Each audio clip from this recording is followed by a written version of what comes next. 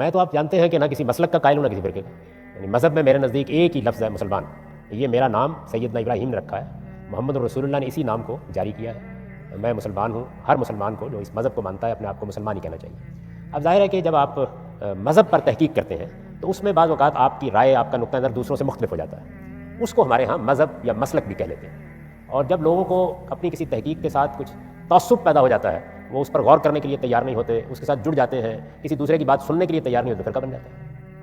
تو میرے نزدیک تو آدمی کو اپنی ساری زندگی ایک طالب علم کی طرح بسر کرنی چاہیے. جو کچھ اس نے سمجھا ہے اس کو ہمیشہ کویسچن کرتے رہنا چاہیے. دین کے علم کا مسافر بن کے رہنا چاہیے.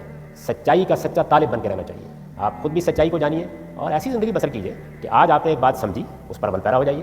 کل کو اس کی غلطی واضح ہو گئی، چھوڑ دی، کوئی فرق نہیں پڑتا. خدا اس کا اجر دے گا. اگر آپ نے کوئی غلط کام بھی کیا ہے نیک نیتی کے ساتھ تو اس کا اجر عطا فرمائے گا. صحابہ کرام ایسے ہی کرتے تھے.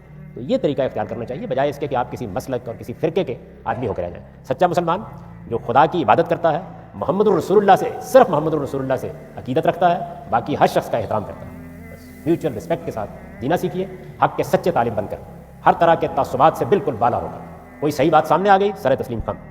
اپنی بات دلیل کے ساتھ کہیے، دوسرے کی بات دلیل کے ساتھ رد کیجیے، اور تہذیب اور شائستگی کے علمبردار بن کے رہیے. یہی ہمارے دین کی تعلیم ہے. دین نے ہمیں فرقوں میں نہیں بانٹا، یہ کہا ہے کہ تم سب مسلمان بھائی بھائی.